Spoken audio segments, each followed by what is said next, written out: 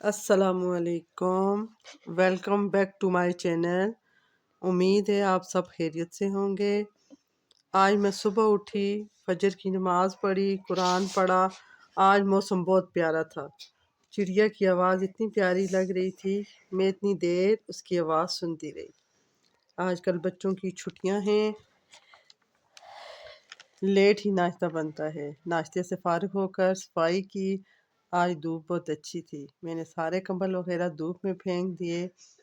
आज मैंने लंच में पुलाव बनाया। चलें, आज मैं आपको 5 राज की बातें बताऊंगी। अगर आप ज़िंदगी में कामयाब होना चाहते हैं और सुकून से जीना चाहते हैं तो चंद बातें हमेशा याद रखें। किसी को अपने 5 राज मत बताएं। नंबर 1, किसी को अपने ख्वाब और मंसूबे कभी ना बताएं, चाहे वो आपके कितने ही करीबी और प्यारे लोग ही क्यों ना हों।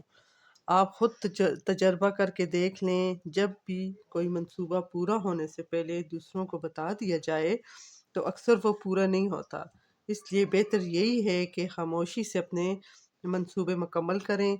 जब आप कामयाब हो जाएंगे तो कामयाबी खुद बोलेगी, आपको कुछ कहना नहीं पड़ेगा। नंबर 2, अपनी कोई खामी या कमज़ोरी कभी किसी के सामने ज़ाहिर न करें। ये मत समझें कि लोग आपके साथ मुखलिस हैं, लेकिन हरगिज़ नहीं। जब लोग आपकी कमज़ोरियाँ जान लेते हैं, न वो सिर्फ आपकी इज़्ज़त करना छोड़ देते हैं, बल्कि वो ही कमज़ोरियाँ उनके लिए आपको नीचा दिखाने का हथियार बन जाती हैं। लोग तो वैसे भी दूसरों की खामियां तलाश करते रहते हैं। जो नंबर 3 है, अपनी नेकियां कभी किसी को मत बताएं। कबूल नेकी वो होती है जिसे कोई ना देखे, सिर्फ अल्लाह गवाह हो। हम तो नेकी करके हर एक को गवाह बनाते रहते हैं और कहते हैं ये देखो मैंने नेकी की है, जिससे नेकी ज़ाया हो जाती है, वो रियाकारी बन जाती है, और जो रियाकारी की इबादत अल्लाह को सख्त नापसंद है। नंबर 4, आपके घर के मामलात और आपके ख़ानदानी अफराद के राज कभी किसी से मत बांटें, चाहे वो आपके ससुराल के बारे में हो या वालदेन के बारे में हो। ख़ास तौर पर अपने शोहर के बारे में ना बताएं। आपका शोहर जैसा भी हो, उसकी इज़्ज़त ही आपकी इज़्ज़त है।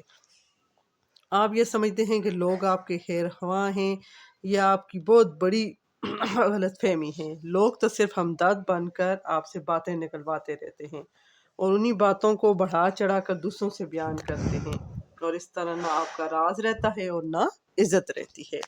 नंबर 5 ये है, अपनी आमदनी, सोना, दौलत या जो भी जमा पूंजी हो कभी किसी को ना बताएं। आप समझते हैं कि लोग आपसे मुतासर होते हैं, हकीकत ये है कि आप खुद को नजर बद में मुब्तला कर रहे हैं। चलते कारोबार रुक जाते हैं, बीमारियां लग जाती हैं, मुसीबतें बढ़ जाती हैं, या कभी जो कमाने वाला है वही नहीं रहता। आपने वो हदीस नहीं सुनी जो नबी अकरम सल्लल्लाहु अलैहि वसल्लम ने फरमाया, नजर बद ऊंट को हांडी तक और इंसान को कब्र तक पहुंचा देती है।